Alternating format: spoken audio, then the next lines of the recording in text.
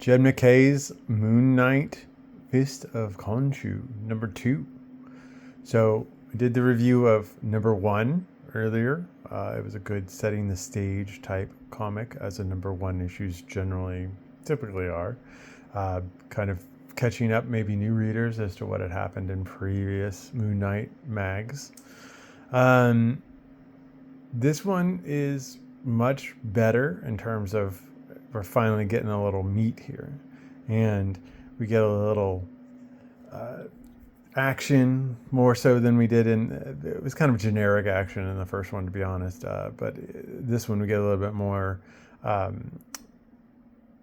fighting the bad guys and the potential bad guys. We also get to see a lot of different characters that were not shown in the first issue as well. So we got just like the cover here, which shows we got 8-Ball, we got Tigra, we got the 2 vampires that are part of the Midnight Mission are on here. It's a very interesting comic, because it also sets up a lot of different potential storylines involving both specifically Tigra and 8-Ball, which is interesting. So in the previous Moon Knight by Jed McKay, he died, but before that, like, Tigra and Moon Knight kind of had a moment where they realized that, hey, maybe they actually are more than just friends, and they wanted to pursue that.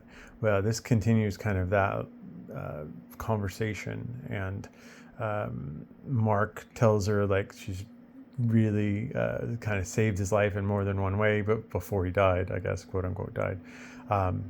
But we also get an interesting callback to Moon Knight's time with the Avengers, which again is probably one of the more interesting things for me, because that's when I first discovered Moon Knight was in Avengers. So that having that kind of legacy of him being an Avenger is always an interesting thing, just because he's, you know, kind of the Marvel Universe's Batman, right? And I always thought that kind of made him an interesting kind of variation of what we've seen already from Batman, right? Because Batman has rules that he doesn't kill people and whatever. Moon Knight doesn't really do that at all. He's fine to kill people, actually, and in fact, he does it quite often. But he doesn't have the powers that Batman. He doesn't have any powers, just like Batman does. So they're very, very similar.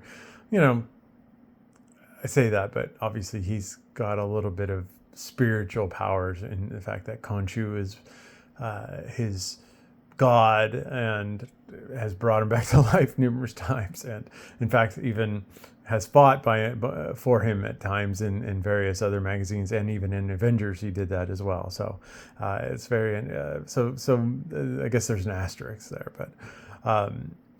but there's it opens with Moon Knight kind of going and seeing Tony Stark, which is interesting, on the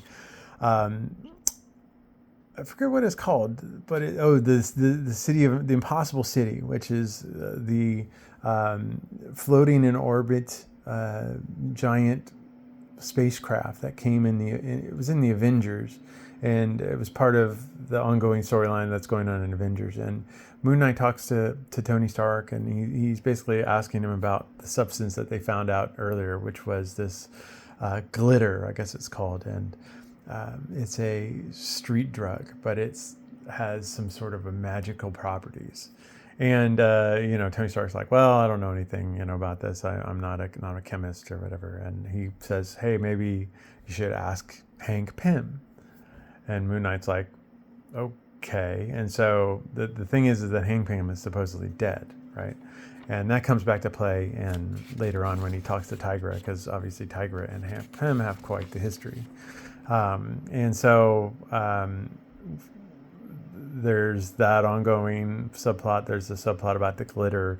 There's also this interesting thing that this drug dealer who's pushing the glitter has now got bringing up what I assume will be probably a theme here, is that he brings back Kubik, who is a classic Moon Knight villain, and I'll show you, who has the power to kind of distort things and makes it impossible to fight. So it's an interesting way it's going. And like I said, there was a lot of more like meat to this story and a lot more interesting aspects of what's going on. So I'm excited to see what happens.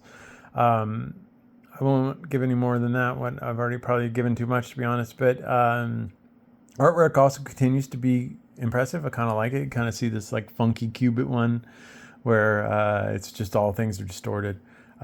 Really enjoyed this one. I am a big Moon Knight fan, so got to take that with a grain of salt. So I probably like it maybe more than just a Roto fan. But if you like hard-hitting kind of crime with mixes of superheroes, and this one seems to be mixing in quite a bit more superheroes than the previous few incarnations of Moon Knight. Could change, obviously, but this seems to be kind of going in a pattern of maybe we're going to see more costumes in this one rather than kind of more... there were costumes in the other one, but it's always more kind of gritty, I guess is the best way to put it. This seems to be maybe taking a different approach. Anyway, we'll see. I'll continue to read. All right, see you later.